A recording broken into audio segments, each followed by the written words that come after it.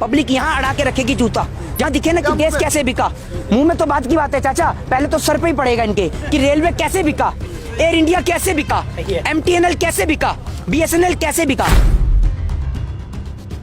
सरकार भी प्राइवेट कर दो ना, प्रधानमंत्री भी प्राइवेट चुन लेंगे। जब देख रेख ही करनी है तो 50,000 1 लाख रुपए सांसद को क्यों देंगे? 10,000 रुपए में चौकीदार रख के देखभाल करवाएंगे और अच्छी चौकीदारी करेगा। इनके मुंह में सत्ता का फेविकॉल अटक जाता है, गले से आवाज नहीं निकलती। किसानों के नाम पर तो अगर इनके आगे माइक लगा दो तो इनको ऐसा हो जाता है कि मेरे को खांसी है, गले में दर्द हो जाता है, इनके निकल जाते हैं ये। बीजेपी कौन सा वॉशिंग पाउडर बना रही है? क्या पतंजलि का वॉशिंग पाउडर भी बनने गया कि पतंजलि के गौमूत्र में डुबा के निकाल रहे हैं इन्हें कि एकदम पवित्र हो रहे हैं। इतनी नाकारा, इतनी निकम्मी सरकार देश के इतिहास में पहली बार। वो देश के प्रधानमंत्री जो एक और देश का किसान सड़क पे बैठा है, लेकिन किसान को देखना तो दूर की बात, सुनना तो दूर की बात, वहां चुनावी रैली और प्रचार कर रहे हैं। कश्मीर से कन्याकुमारी तक किसान जाकर अपना वर्चस्व दिखाएगा कि क्या ताकत है किसान की, और किसान से उलझने वाली सरकार की हालत क्या होगी ये किसान आपको दिखाएगा। एक समय वो था कि देश को चलाने वाले देश के प्रधानमंत्री इकोनॉमिस्ट हुआ करते थे और देश के प्रेसिडेंट, देश के राष्ट्रपति साइंटिस्ट हुआ करते थे, और आज क्या है? देश के प्रधानमंत्री चाय बेचने वाले हैं। बंगाल के बजाय, बिहार के बजाय, चुनाव प्रचार करने के बजाय अगर आपने उत्तर प्रदेश पे ध्यान दिया होता ना, तो आज ये उत्तर प्रदेश नहीं, ये उत्तम प्रदेश बन गया होता। लेकिन आज तो ये बदतर प्रदेश बन चुका है। आप ये समझिए, आपने तो सिर्फ नाम बदला है। अमित शाह जी कह रहे हैं कि देश का बहुत विकास हुआ है, बंगाल की बारी है, बंगाल में विकास करेंगे। कौन सा विकास हुआ है? एक बात मुझे बताइए ना, कौन सा विकास हुआ है?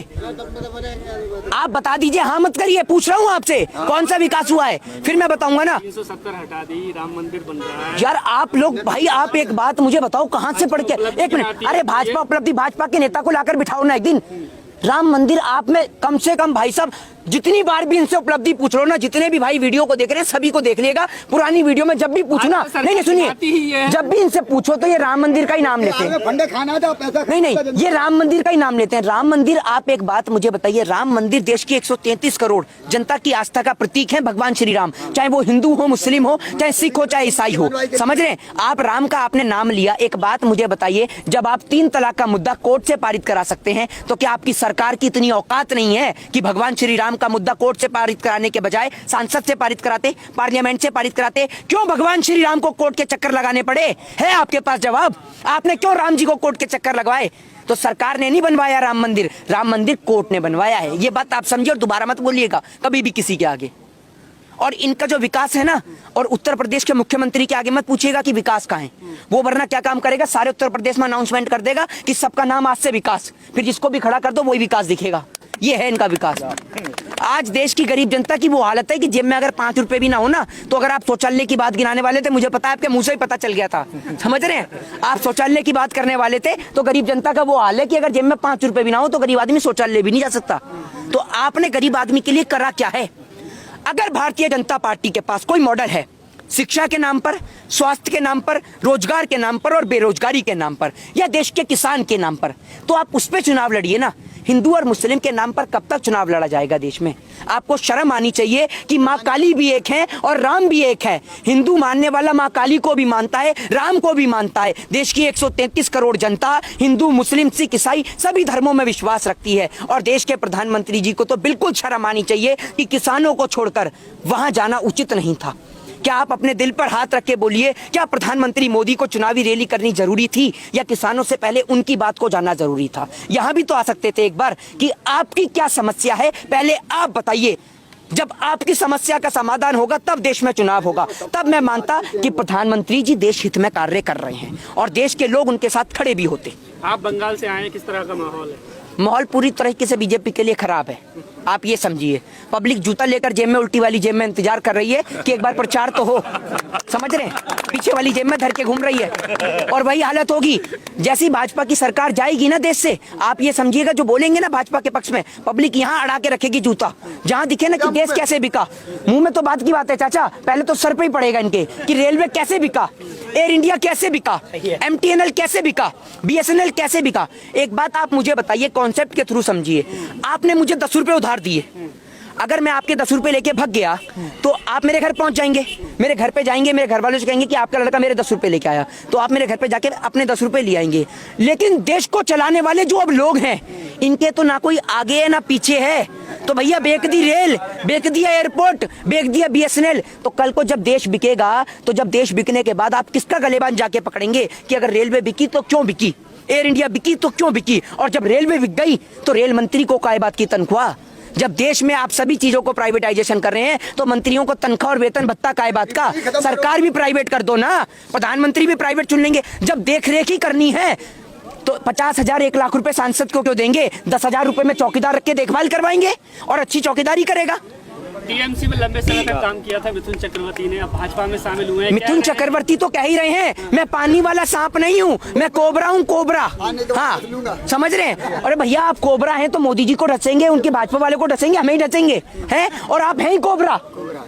ये इतने ऐसे अभिनेता हैं जिनकी आवाज किसान के नाम पर ना, इनके मुंह में सत्ता का फेविकॉल अटक जाता है, गले से आवाज नहीं निकलती। किसानों के नाम पर तो अगर इनके आगे माइक लगा दो तो इनको ऐसा हो जाता है कि मेरे को खांसी है, गले में दर्द हो जाता है, इनके निकल जाते हैं ये।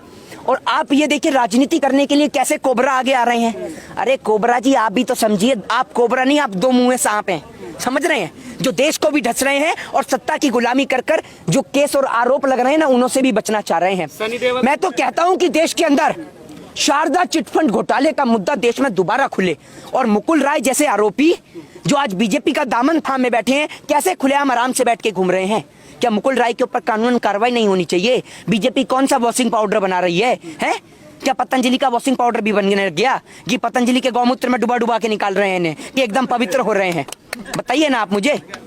तो कौन सा ऐसा वॉशिंग पाउडर है कि सारे आरोपी इधर जा रहे हैं और उधर साफ होकर आ रहे हैं? तो ये कॉन्सेप्ट है इनका। सर किसान कानून के बारे में बोल, ये कॉन्सेप्ट है इनका, फिल्मी बाजी से समझ रहे? तो पूछना है ये इनका कॉन्सेप्ट है सीधे तौर पर कि देश के अंदर ये पहले लोगों को परेशान करते हैं, जब लोग परेशान होते हैं तो सत्ता के पास पहुंचते हैं और सत्ता उनको ऐसे प्रेशराइज करती है कि आप पार्टी ज्वाइन करिए, आपके ऊपर से सारे आरोप साफ। तो पहले परेशान भी यही करते हैं, समाधान भी खुद देते हैं। जी आखिरी सवाल, अगर अब कानून वापस नहीं लेती है सरकार तो किसान हर राज्य में इसी तरह से बीजेपी के खिलाफ कैंपेन करेंगे, उसको हराने का? बिल्कुल नहीं करना चाहिए। क्या जब यहाँ पर नहीं सुनी जा रही है किसान की बात तो किसान कहाँ जाएगा? दिल्ली भी जा चुका है, दिल्ली जा चुका है, दिल्ली घुसता है तो मारा जाता है किसान को, हरियाणा पंजाब से पहले दिन आता है तो मारा जाता है किसान को। अरे किसान पिटने के लिए नहीं बना, किसान कोबरा बता रहा है। आप ये बात समझिए, देश के अंदर 100 दिन हो गए देश के किसान की बदहाली के, 100 दिन हो गए देश की सरकार की बेशर्मी के, और देश के अंदर 100 दिन से ज्यादा देश के किसान यहाँ सड़कों पर बैठे हुए हैं। लेकिन सरकारें इतनी नाकारा, इतनी निकम्मी सरकार देश के इतिहास में पहली बार, वो देश के प्रधानमंत्री जो एक और देश का किसान सड़क पे बैठा है, लेकिन किसान को देखना तो दूर की बात, सुनना तो दूर की बात, वहां चुनावी रैली और प्रचार कर रहे हैं। अरे आपको शर्म नहीं आती कि दिल्ली के अंदर किसान बॉर्डर पे डटा हुआ है, इनसे बात करने के लिए एक बार आप आ जाएं। आपका बंगाल जाना जरूरी है, आपका बंगाल दौरा जरूरी है। अरे देश के अंदर तो हर 6 महीने के बाद कहीं ना कहीं चुनाव होते हैं, चुनाव तो दोबारा भी आ जाएंगे, लेकिन जो देश के किसान के जो 300 से ज्यादा किसान भाई शहीद हुए हैं वो दोबारा आ पाएंगे क्या देश के अंदर? और जो शहादतें लगातार बढ़ रही हैं उनका जिम्मेदार कौन है? क्या जवाब देगी देश की सरकारें? लेकिन मोहित जी किसान भी तो वहां जाके रैलियां कर रहे हैं, तो किसान क्यों ना करे? मतलब किसान को जब आप दिल्ली बॉर्डर पर, एक बात मुझे बताइए, अगर प्रधानमंत्री मोदी जी कह देंगे कि तीनों कृषि काले कानून वापस, तो क्या किसान बंगाल जाएगा? बंगाल में खड़ा हुआ है क्या इलेक्शन के लिए कोई इनके घर से? क्यों जाएगा वहां पर? तो ये प्रधानमंत्री मोदी को नहीं दिख रहा क्या? बंगाल क्यों गया? जब दिल्ली में ध्यान नहीं दिया गया, जब दिल्ली के अंदर किसान घुसता है, हरियाणा से पंजाब से जब दिल्ली के अंदर पहले दिन आता है तो इसके ऊपर आंसू गैस के गोले दागे जाते हैं, कभी इसके लिए कटीले वायरों का प्रयोग किया जाता है, कभी इसके ऊपर वाटर कैनन से पानी दागा जाता है। तो आप, ये पूरा देश देख रहा है आज किसानों के साथ में, और आप किसानों के ऊपर जब ध्यान नहीं देंगे तो किसान बंगाल भी जाएगा, असम भी जाएगा, तमिलनाडु भी जाएगा, केरला भी जाएगा और पुडुचेरी भी जाएगा। किसानों की जो नए कानून हैं उनको वापस करने की है भाजपा को। कश्मीर से कन्याकुमारी तक किसान जाकर अपना वर्चस्व दिखाएगा कि क्या ताकत है किसान की, और किसान से उलझने वाली सरकार की हालत क्या होगी ये किसान आपको दिखाएगा।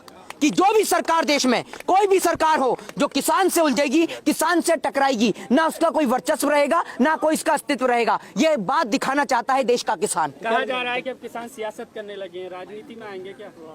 तो तो एक बात मुझे बताइए, तो ये क्या राजनीति की कोई डिग्रियां दी जाती हैं? एक समय वो था कि देश को चलाने वाले देश के प्रधानमंत्री इकोनॉमिस्ट हुआ करते थे और देश के प्रेसिडेंट, देश के राष्ट्रपति साइंटिस्ट हुआ करते थे, और आज क्या है? देश के प्रधानमंत्री चाय बेचने वाले हैं और गृह मंत्री तई पार हैं। बहुत अच्छा लगता है ना आपको ये सुनने में?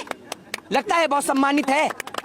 क्या बात कर रहे हैं, हद नहीं आती। तो आप ही लोगों ने, देश की जनता ने चुना है। तो आप लोगों में आप नहीं आते, आपकी सबसे ज्यादा भूमिका है। आपका तो बस नहीं चलता, आपने लोगों ने तो चाटुकारिता के साथ दे रही है ना। तो वोट देने के लिए परेशान किसने करा? हम जैसे तो जेल भी जा रहे हैं सर दिखाने के चक्कर में। आप क्या करें बताओ? अब आप समझ ही नहीं पा रहे। आपके माध्यम से नेशनल चैनल को संकेत है, नेशनल चैनलों को संकेत है। नहीं डरते, आपके डर बोल रहे थे। तो हमने कौन सा डरे? अरे भैया सुनिए, अगर हम डरते ना तो हम बोलते नहीं, समझ रहे हैं? नहीं, मैं क्या कह रहा हूँ, हम डरते तो हम बोलते नहीं, हम तो खुल के बोलते हैं और देश के किसान के समर्थन में बोलते हैं। अरे भाई आप सुनिए, देश के अंदर भगत सिंह को कोई चुनावी इलेक्शन नहीं लड़ना था, देश को आजादी दिलानी थी। राजगुरु सुखदेव को कोई चुनावी प्रचार नहीं करना था, देश में इलेक्शन नहीं लड़ना था। शहीद चंद्रशेखर आजाद को इलेक्शन नहीं लड़ना था, समझ रहे हैं? तो वो लोग देश से प्रेम करते थे और हम देश से प्रेम करने वाले लोग हैं। और आप इस बात को समझिए, हम इस गुलदस्ते के 4 सुनहरे फूल हैं, हिंदू, मुस्लिम, सिख और ईसाई। अगर एक फूल टूट जाएगा ना तो पूरे गुलदस्ते की रौनक खराब हो जाएगी, और हमें इस रौनक को खराब नहीं होने देना। देश को बचा के रखना है, बरकरार करके रखना है। यही कह रहे हैं कि आप देश से प्यार करते हैं। भारतीय जनता पार्टी भी यही कह रही है, जो कुछ हो रहा है देश हित में हो रहा है, चाहे नोटबंदी हो, चाहे कोई और मामला हो। ये किसान बिल जो है ये भी इनके फेवर में आया है और देश के किसानों का फायदा होगा, देश का फायदा होगा। एक बात मुझे बताइए, पिछले 7 सालों में देश के फायदे के तहत नाम बदलने के अलावा कौन सा फायदा इस देश ने देखा है? एक ऐसे मेडिकल कॉलेज का नाम बताइए जो प्रधानमंत्री मोदी जी के द्वारा बनाया हो। एक ऐसे हॉस्पिटल का नाम बताइए जो प्रधानमंत्री मोदी के द्वारा बनाया हो। एक ऐसे नए एयरपोर्ट का नाम बताइए जो प्रधानमंत्री मोदी के द्वारा बनाया गया हो। एक ऐसे नए विश्वविद्यालय का नाम बताइए जो प्रधानमंत्री मोदी के द्वारा बनाया हो। बताइए ना आप मुझे, कैसे भारत को विश्वगुरु बनाएंगे? ऐसे बनाएंगे कि देश के किसान को सड़क पे लाके बिठा देंगे, या ऐसे बनाएंगे कि जिस देश के अंदर अगर आप लोन लेने जाते हैं गाड़ी के लिए तो आपको कम टैक्स पे करना पड़ता है, लेकिन शिक्षा के लिए लोन लेंगे तो आपको ज्यादा पे करना पड़ता है। और सबसे बड़ी बात, अभी बंगाल से ही आए हैं, दोबारा बंगाल जा रहे हैं 16 को। बंगाल के लोगों को साफ भैया हाथ जोड़ के निवेदन है कि नाम बदलू महोदय आपके बंगाल पहुंच चुका है, और आप ध्यान रखिएगा। लेकिन अगर आपने भाजपा वालों को मौका दिया तो वो जो नाम बदलू बंगाल पहुंचा है ना, वो बंगाल का नाम बदल के कंगाल नहीं कर देगा, बंगाल को ही कंगाल कर देगा। इस बात को आप समझिए। और आप कहते हैं ना खूब भालो, खूब भालो, वहां कुछ भी भालो नहीं बचेगा, क्योंकि रंगा बिल्ला प्रॉपर्टी डीलर वाले हावड़ा ब्रिज से लेकर देश के कश्मीर से कन्याकुमारी तक हर एक चीज का सौदा करना जानते हैं। वो तो इनका बस नहीं चल रहा, पूरा देश उठा के ओलेक्स पे डाल दें कि खरीद लो, अच्छे और सस्ते दामों पे खरीद लो।